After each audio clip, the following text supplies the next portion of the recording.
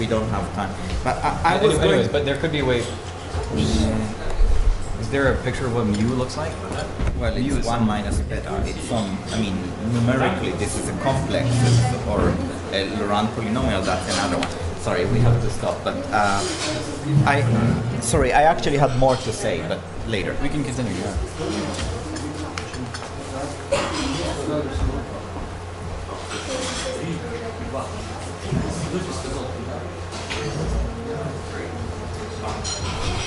Okay, so it's a pleasure to introduce Louis-Adrien Robert from University of Strasbourg in France, and he's going to talk about categorification of the colors sl3-link. Well, for a start, I would like to thank the organizer for organizing and for taking care of any kind of logistic problem you can have. They have been very helpful. Well, I really would like to thank them. And I should say before I start as well that this is still work in progress. Well, even though it's almost finished, but well, something I'm not written yet. So yeah, I will try to tell you what is like completely key and what is not completely clear. So I'm gonna speak about categorification of the color sl3 invariant, and before this I would like to speak about the categorification of the sl3 invariant, which is due to Bannoe.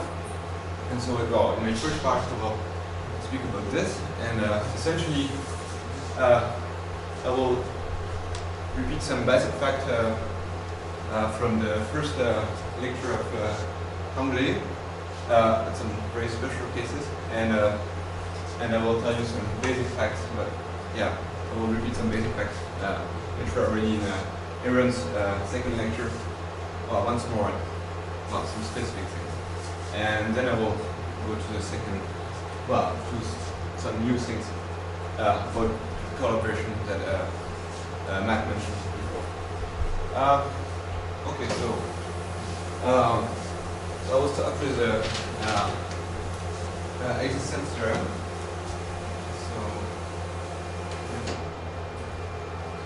So okay, I don't want to give any name here, but yeah, so you will see. So there exists a unique. Oh yeah, and I should mention all my nuts. So links, nuts, and all are framed and oriented. Okay. So there's a unique link, well, let's say polynomial link invariant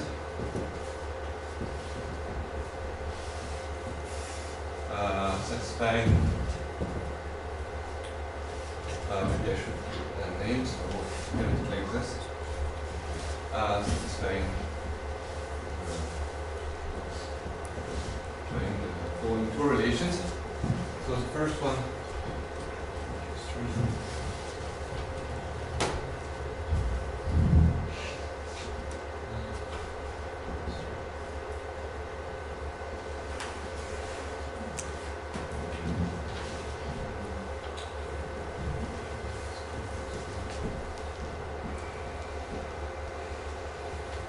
And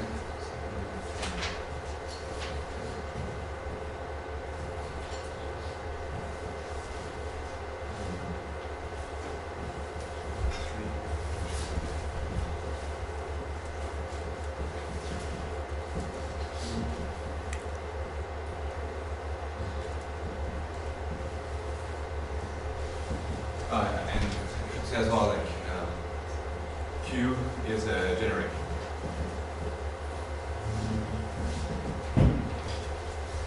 So your links are in R3. Yeah. So yeah, and yeah. Thank you.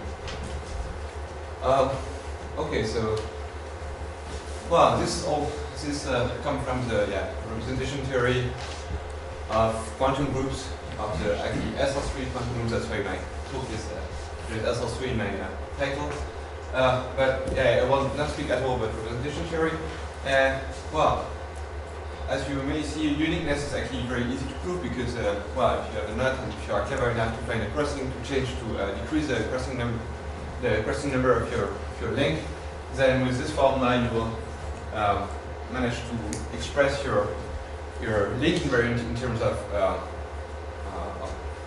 frankly maybe n-link, and using this relation and maybe a little trick, then you can actually compute everything. So you can compute it, so it's unique. And of course, the hard part of the theorem is the existence, but what's more, it comes from a substitution theory, and I don't want to speak about it. So this existence theorem will be enough for us. Well, well, as I said, I mean, uniqueness is obvious because you can actually compute everything, but I mean, it's very hard to find a crossing which is good to, well, if you have a link diagram, it's actually quite hard to find a crossing which you should change to decrease the crossing number of your nut. Then you need to do some like isotopy and to find a good presentation of your new nut and etc. And this is very hard. And that's why I will give you another way to compute this invariant. And yeah, so I'm gonna give. So I will give like alternative formula to compute the invariant. So okay. So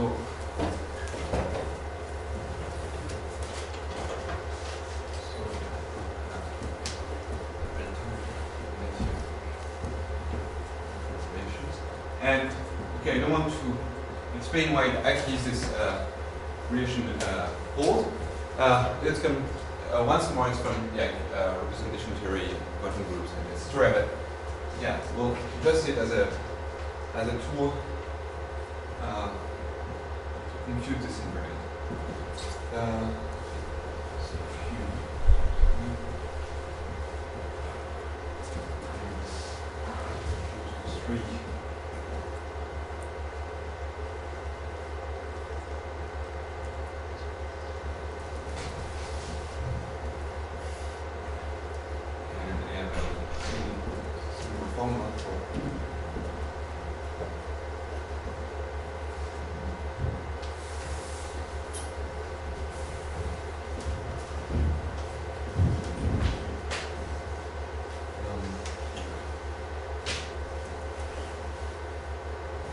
I think they should be q squared and q to the minus 1. So the difference between exponents should be 3. Q squared and q to the minus 1. It seems to me. It's Kuperberg spiders. Well, this is possible. I mean, okay, there is a good way to. I mean, I will not care too much about this. No. Even though I think it's correct this way. But I mean, okay, there is a way to write this story. And okay, so I mean, it sounds so clear what is written here because I mean, these objects are definitely. I mean, if you repeat one crossing by this guy, it's no longer a nut. So it sounds so clear in which category I do my calculation. But I don't want to be too clear about this. I just want you to be convinced that if I manage to compute my invariant on any planar set graph, and I will give a formal definition of this, where this object R when they are completely planar, when there is no crossing. If I manage to compute my invariant bracket on planar object, then I can compute everything in a very easy way. So I just replace every crossing, I just expand every crossing via these formulas, and then I can, if I can compute my invariant for planar things, then I just compute it and I'm done. Okay, so then I have to explain you how to compute this guy, and so I will just give you a short definition. So, well, so in Array's language, you should like put some additional numbers here, but one of them should be 3, and the other I'm not quite sure. But well, let's say I just call it web is trivalent.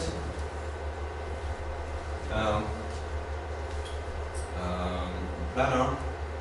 Well, actually not planar, plane. I will explain the difference. Plane. Oriented graph. Plus possibly some loops.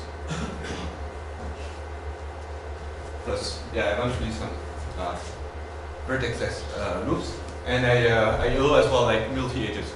Okay, so You don't require that the triple points be sinks and so. exactly. So I exactly require this. So by oriented, I mean exactly this condition what you said. So I require that the orientation are either sync like this or sources like this. Thank you. So actually, it's equivalent to say that my traveling graphs are bipartite by sinks and sources. Okay, and by plane I mean that they're really embedded in the plane. And planar says that they're embeddable. You can embed them, and plane means that they're really in the plane already. Okay. Well, and okay, and to evaluate my so that's it. So maybe I want to keep this formula for so and okay, and so we have the following so this is the Cooper-Berg. The definition is from Cooper-Berg as well. Maybe 97, 85, not sure. Same paper, so same date. Okay, the following relations holds. So if we evaluate a cycle,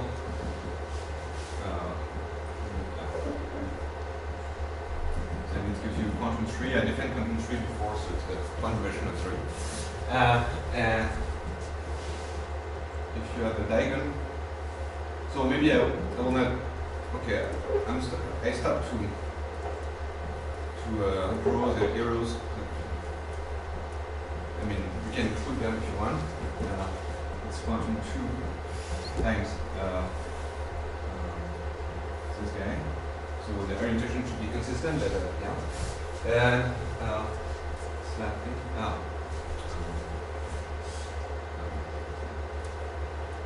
If you have a square, express this as a smoothing.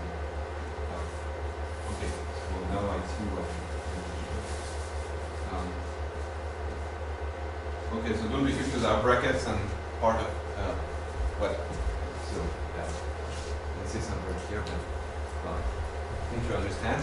So okay, so and once more, this expression holds because of the because of proposition theory, but I don't want to speak at all of it. No, you have to say that these relations are equivalent to the invariants under Reidemeister moves. Okay, it's true, but I just want to say, okay, so we have a full invariant for all these strange objects and all this relation holds, and that's what I want to say. But yeah, you're right. I mean, this relation holds because of the Anyway, so I don't want to go too much into. I just want to say, okay, we have some formulas. Wow. And okay, so why is it enough to? Okay, this relation holds. Okay, so it might help you to compute the bracket for webs, which is actually called the Cooper-Berg bracket from the Cooper-Berg. And I claim, actually it was Magnitogorsk already mentioned it, I think this is enough, these three relations are enough to compute the bracket of any web. Maybe I should give an example of the web. So if you want to compute this, and you can resolve this square, then you have two terms, then you this, and then you can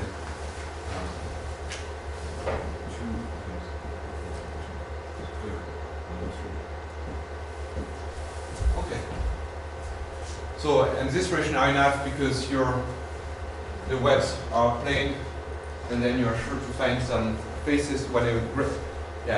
Find some faces with less than 6 vertices, and as my graph is bipartite, then I am sure to find some face with of length 4, 2, or 0, and then I'm done.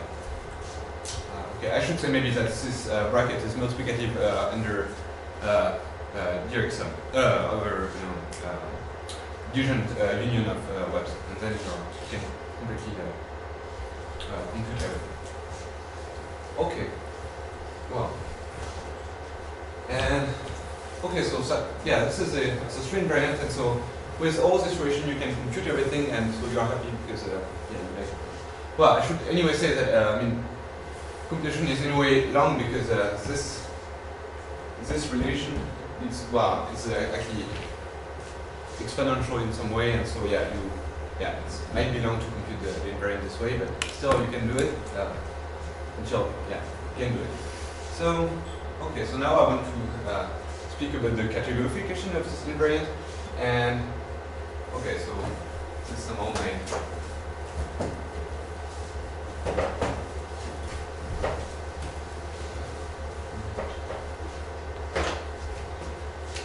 one, two.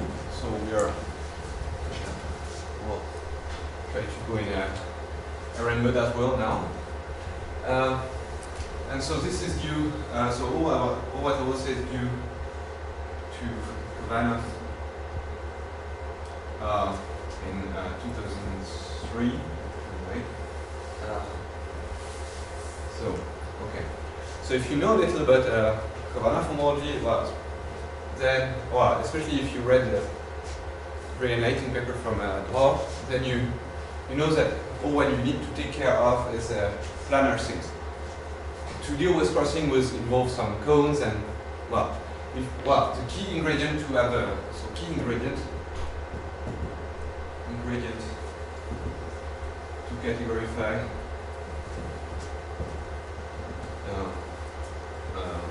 so string invariant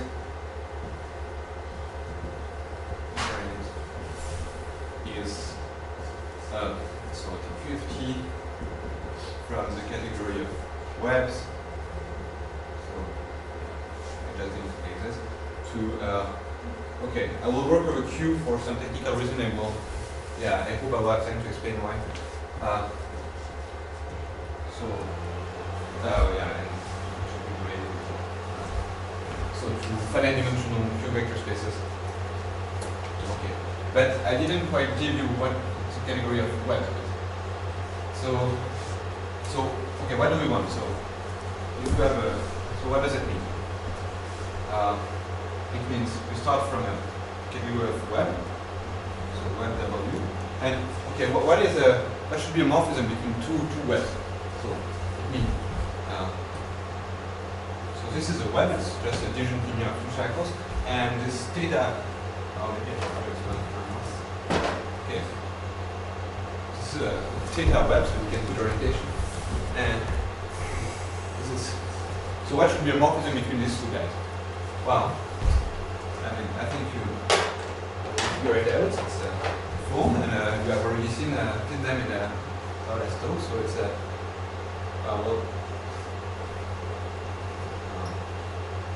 so this is a pair of pants with some kind of things glued in the middle, so it's not comfortable. But these are not comfortable at all for others, but still they look a little bad. So this is and you may decorate them with dots, but I will not be too bad. So you have an S category whose objects are webs, and whose morphisms are phones. And maybe I want to extend to like linear combination of such things, but I don't want to go too much into details.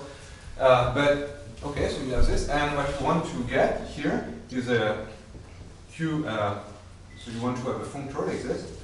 If you want to have a Q vector space that we will call f of W, and if here your form is f, you want to have a f. This is really stupid too. Okay, which go from f of let's say read from bottom to top to f of okay. Oh, and they are graded, and this is so this is like a linear, and actually it should be there is some gradings involved. Okay, so that's what you want. And I told you before that once you have this, and to deal with crossings and all this, yeah, you use exactly the same strategy as for the Kovanov emoji, and yeah, indeed you will manage to define a complex, and yeah, everything works very well. I mean, this is really the key ingredient. I mean, I'm not saying that after you don't have to work to prove that this is indeed invariant, but you will get that. So the key ingredient is here.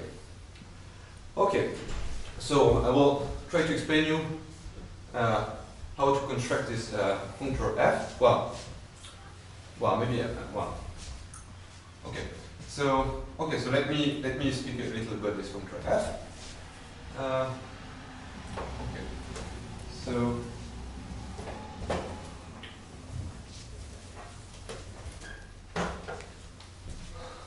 Okay, so we have a theorem from, so it's Bannoe, 2003. Okay, maybe I should say something here. So everything here is due to Kovanov, even though it's not, I'm not describing Kovanov homology, it's sl3 homology, because like the Kovanov homology was already, was used for in another context, so everything is due to Kovanov, but it's not Kovanov homology. Well, so there exists a functor f from webs to q vect satisfying yeah. So f of this guy is equal to q shifted by minus 2 plus q shifted by 0 plus q shifted by plus 2. Okay? Well, good. And so I may read this like q shifted by, well, maybe I will remove some brackets here after, but satisfying this, satisfying, and well, you will see that I will just rewrite this formula here, so maybe I should do something like this, so satisfying this.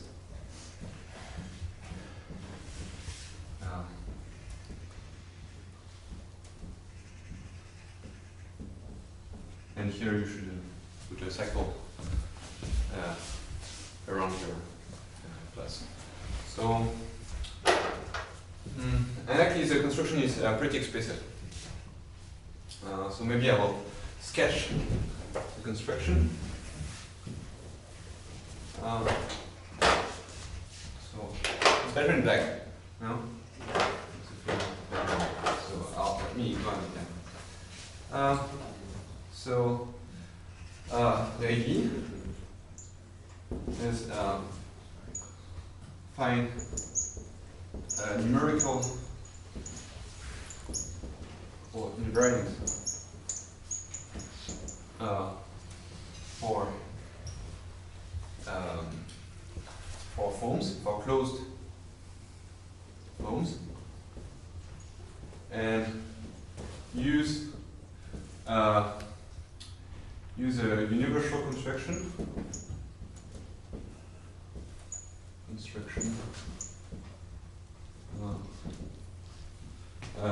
So à la BHMB from Blanchet, Abigail, Malcolm, and Gaucher. So the idea is the following. So, or maybe, well, okay. Maybe I'll skip this part. Yeah. So well, the key point is to define a numerical invariant, and well, but I should mention anyway something. So Kovanov, did this, and everything was fine. So, but I should mention anyway something. So I told you before, cycles are already forms. Okay, so cycles are forms.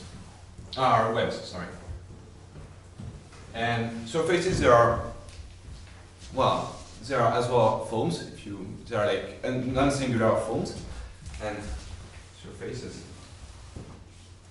are foams. So the construction here tells you that actually you will have an anesthetic QFT line, an honest 1 plus 1 QFT line inside this picture. Okay, so honest 1 plus 1 QFT inside.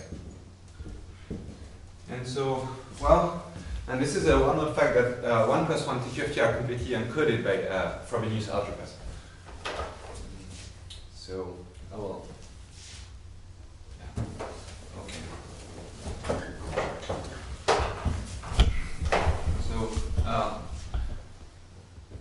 So there is an underlying Frobenius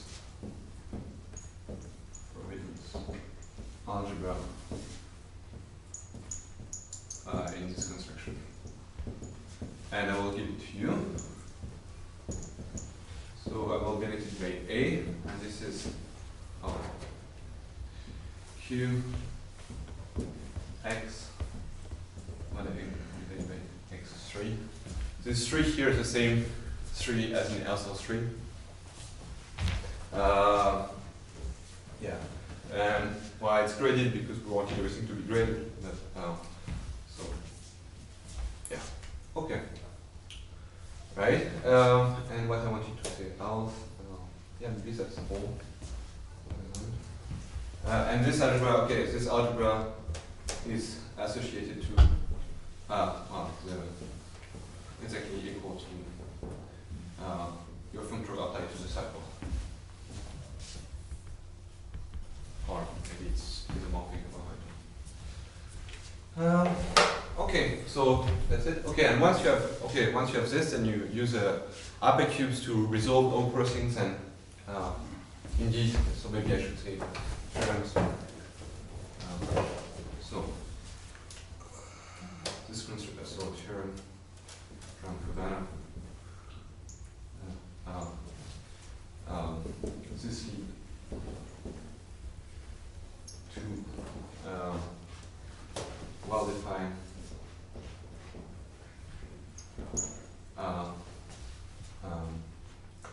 homological invariant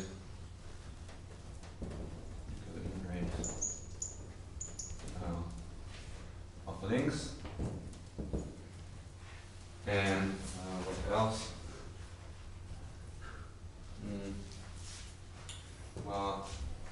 And why it decategorifies, which categorifies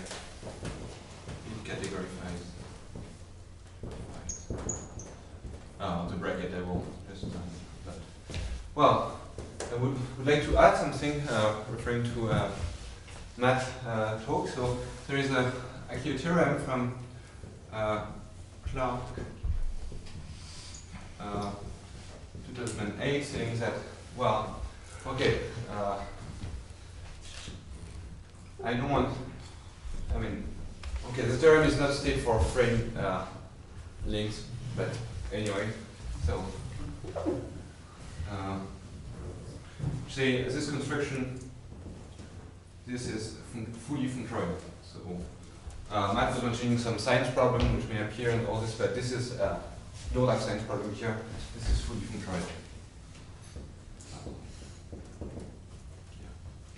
Okay. And the proof is really like technical computations, so it's quite long. You need to check some movie moves and okay. So that's all I wanted to say for now, and I would like to tell you now a little about the color of SL3 invariant. So, my second part. Okay. So, Tongley lecture. So Tongley, I guess it was Tongley 1, told us that if V is any representation of like a UQ well, like of the quantum group. Well, maybe like, yeah. So maybe it's too general, but then, well, we can associate. So we can define T. I don't know what was this notation. Was it like Tj links? Oh, okay. Let's say not V. It's well. Then is a well. That's maybe stupid. Okay. Is a not invariant. Well, knots are ribbon knots or ordinary. Yeah, yeah, they're ribbon. So they are everything was framed. I told it big. Yeah. So yeah, everything is framed. Yeah. Is a not invariant, and so what? Okay, the first part was a G sl3 C 3. Okay. So now I want to my aim is to try to find a categorification when you change this C3 to any representation of SL3. Okay, Aaron said that it was already known from some clasps from Kotis and Krushko, and this is true, but as Matt explained, it involves an infinite complexes, and yeah, for a very good reason, because you need to invert some rational, and so this is hard, and you need to, so what I will speak about is like a non-local, not version of this, but a non-version approach of this problem. And so, yeah, it is a problem that it's non-local, of course, but you don't need any infinite things here. You don't need any, well, I am on the other side of the compromise Matt speak about. So I want to, yeah, okay. So, and so Tom told us some things. So that if V1 and V2 are two rep of G, then you have the following formula. Well, you have two formulas. So K. I have lots of problems now. Okay. K V1 plus V2. This is exactly the G J K V1 plus G J K V2. Well, that's this. This is not especially interesting, but well. But from this we know that somehow if we have a categorification of any simple representation, then we are done. That's somehow okay. Okay, and the second thing I want to tell, space here. So G J of K V1 tensor product with V2 is equal to T J. So I cable my nut T1. So yeah. So this is a okay. I will retake this. It's meant to be the two cable of my nut. V1 V2. So I put one representation for one strand and the other one for the other strand. Okay, so yeah, it works for links in one. Okay, so now let's see what we have. So we know that we only need to take care of simple representation, and here, well, that's not okay what it says, but I mean, okay. So if I'm able to see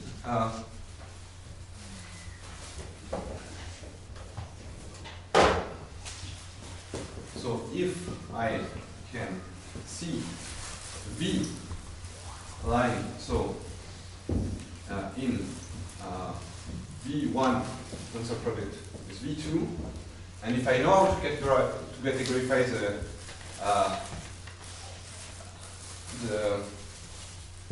this extended joint polynomial at V1 and at V2, then using this formula here, it's quite likely that I will manage to categorize the closed polynomial at V. Okay? I decompose this into V plus some other guys. Okay? Let's say I know how to categorize these other guys. I know how to categorize this guy because I know how to categorize V1 and V2. And so, yeah, we'll have a nice categorification here because and, well, so, and then I know how to categorize V because, well, yeah. Okay, that's basically the point. Okay, so, yeah. So maybe it's a bit confusing. I will give an example now.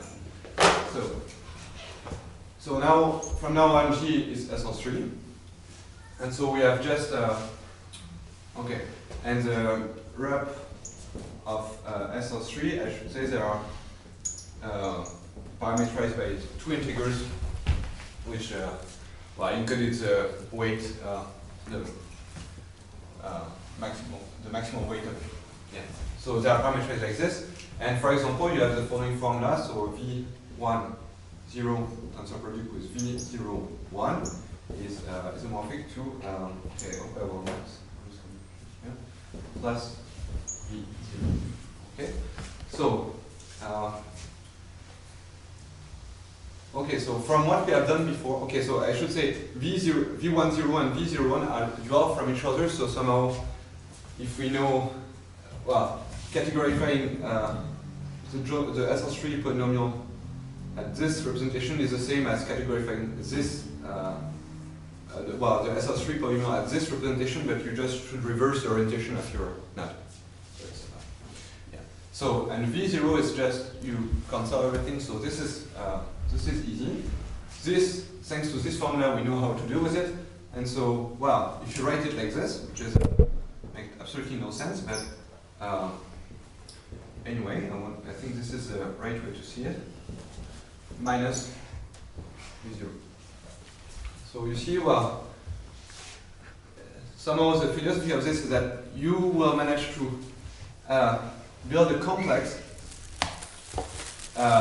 which is which deals with this part that you know already because you know the cable, and this one which is stupid, and so the homology of this complex should give you a categorification of the SL3 polynomial at V11.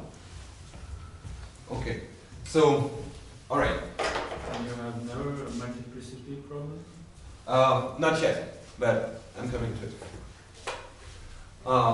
Okay, so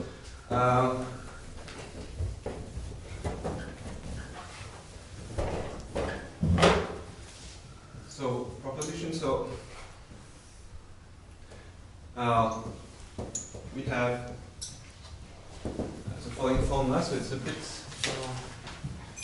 Okay, I need my. Okay, we have the following formula. So V M N is equal to the direct sum. So delta plus E plus K of M minus delta. So this is a direct sum over I, J, K, L, and delta, and well, delta goes from 0 to 1, and the other one they can go until infinity. So this other one, they I'll write the formula. I'll tell you what's happening. So J, I, J box. So I will tell you what this factor means. K minus 2L K L box, and okay, I'll switch. And you have the following thing: V1 0 at the tensor power M minus 2I plus K minus 3J minus delta. Tensor product with V0 1 n plus 1. Oh, that's strange. Oh, n plus I, okay, minus 2k minus L delta. This is okay. All right. I will tell you in a minute where this formula comes from. And so, well, so you have actually multiplicities. I should tell you what this box is. Well, what this number are. These are multi-nomials. So it's and I put so yeah. So this here. So A plus B plus C, A, B, C. It's A plus B plus C factorial over A factorial, B factorial, C factorial. So and this box is meant here to say, okay, so put whatever it needs to actually make sense. Okay, so you have this formula. Wow. And I cheated a little here because this is true. True, but only for, well, maybe, oh. Oh, no, actually, no, it's just true. Yeah.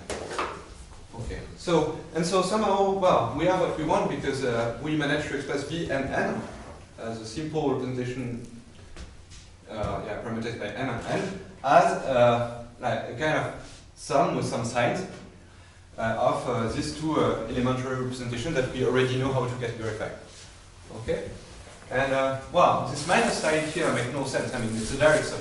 So what it means is, if you see a direct minus sign here, what you should, the statement says, okay, so take this coefficient and take this representation, put it on the other side, put a direct sum, and then the formula actually makes sense. So you take all the minus signs and you put them on the left-hand side of the equality, and well, then it makes actually sense, and then the statement is true. Okay, so so how do you do to categorify this people? Actually, everything comes from a nice graph. So I'll try to explain you, but how this works. So, well, the idea is that here you have some minus things, so you should be able to build a complex. However, you have to specify some kind of orders to see which, well, to see how, well, to see some hierarchy in your complex. So, okay, so let's say here we want to see V5 0. Okay, and a strand like this is meant to see, this is representing V0 1. Okay, so V50 will see, well, it will lie in V10 to the 5. So it's exactly what we have, well, at the top. Okay, so okay, I build a complex. Okay, so I will try to explain you how it's correct. So to see which representation is here. What you do is that you, okay, so you should actually, well, put some arrows everywhere to make everything in a consistent way. So all the top arrows go up, and okay, and then you still have the same convention that yeah, everything is sinks or sources. So what is the representation name here? It's you take the arrow at the bottom. And so here, yeah, and so here we have a V01, tensor V10, tensor V10, tensor 00, etc., etc. Okay. So the first is V02? So the first is V01, tensor V10, tensor V10, tensor V10. So what does the notation V01 for this? Okay, it's just that, okay, so trident okay, comes from. So okay, so we are like this.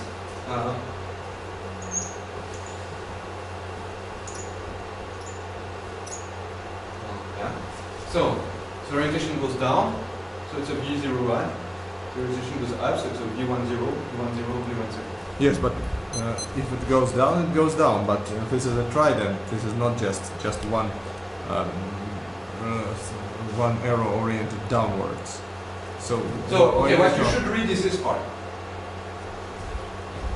Okay, it's just okay. This somehow keep tracks on how you are building your complex. So what you should read is really the lower part of your diagram. Yeah, sorry, I should have been more precise. Okay, and then you can go on. And what are the rules to build this graph? Well,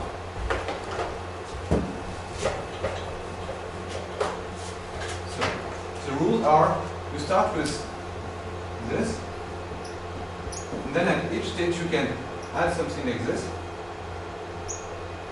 or like this, or like this. Okay. And so this is the first rule, or yes, it's and okay, so it's just involves neighbors, and all these small pictures, they should, okay, all connected components of the small pictures, they should have at most one vertex. Okay, so you see, I don't see coming this picture.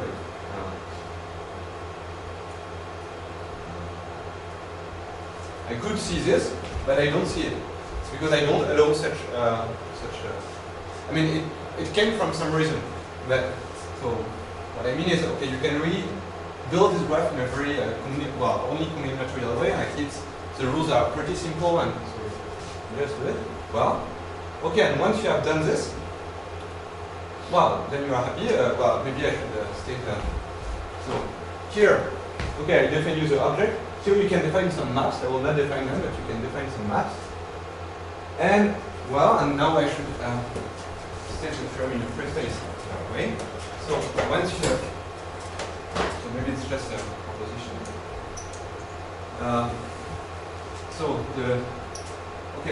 And now you do this. Okay, this is a bit tricky, and I don't want to explain too much why. But now I will work at q equal 1. So I'm not anymore in the quantum things, I'm just in the classical thing. And the term is as follows. So if I call CMN this complex, the homology of CMN is concentrated in degree 0. And is actually VMN as sl3 representation. Okay? And from this proposition, you can derive a theorem. Okay. And I'm almost finished.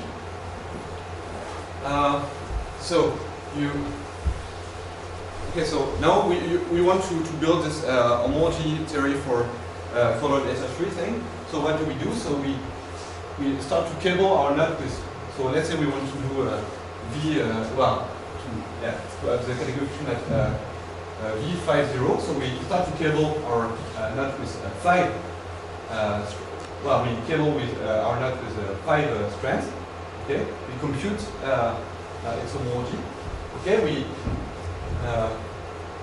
do the same here with 4 strands and 3 oriented the same way as our nut and 1 oriented the reverse way, etc., etc.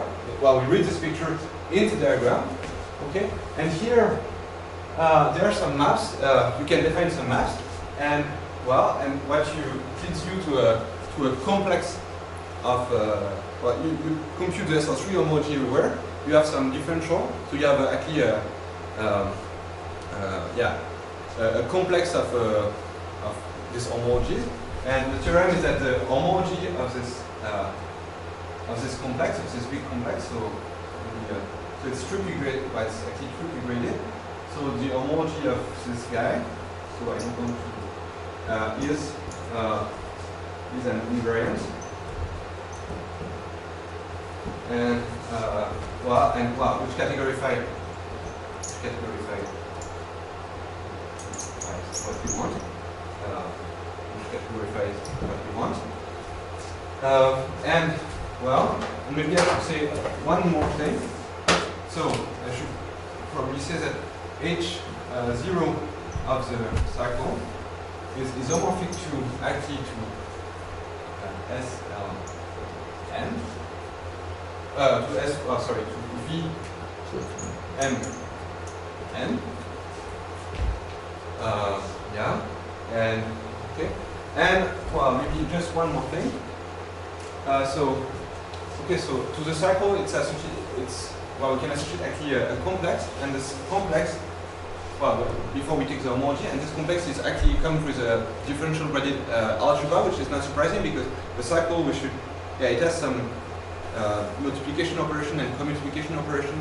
It's really the Frobenius structure. Well, and so actually what is the structure associated to a cycle is a DG algebra and a DG co-algebra, whatever it means.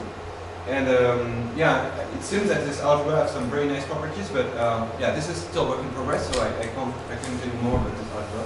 And I guess we'll finish now. Thank you.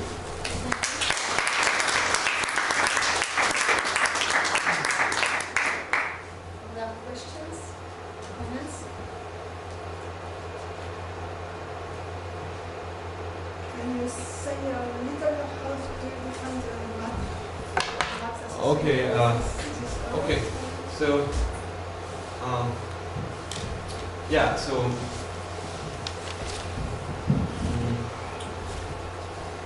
well, there is maybe several ways to do it. Okay. So either you can see it as a well. I think we only need to define them at the level of well with our nuts. And remember that in our nut theory we have some forms. Okay, and so what I need to define is somehow a map from the cable thing to the cable in the reverse way. Okay, I just need to define this map here. Right? And what I do is, so I glue here, so this goes along a knotted cycle, and I glue here a y tensor to knotted cycles, and it gives me exactly what I do. So this is the map at the, well, when you don't apply categorification and stuff. And so you, I mean, yeah, these are, I mean, if you are at Q equal 1, these are actually SL3 maps. And so actually, well, there are not so many choices, so you just have to normalize things correctly. Other questions? Yeah, so what's the meaning of this third grading? This is, I mean, okay, so I mean, for the moment, I don't know, for example, if there is anything lying in homology, in homology degree non-zero. So maybe it has no meaning. I don't know. I don't have made any computation yet, so it's not clear what it means. I mean, I would guess that everything lies in homology zero, but I have no evidence of this. Because else it would mean that we would have a two variable polynomial associated to like, and I'm not sure it's relevant to, I mean, I'm not expert to, yeah, so yeah, maybe it has no meaning, but it comes with it, so it doesn't mean. So we have this sl3 act on these homology. Yeah. And Well, the non, at Q equal 1. Because actually, what is associated to a cycle is well, oh, so maybe I'm wrong.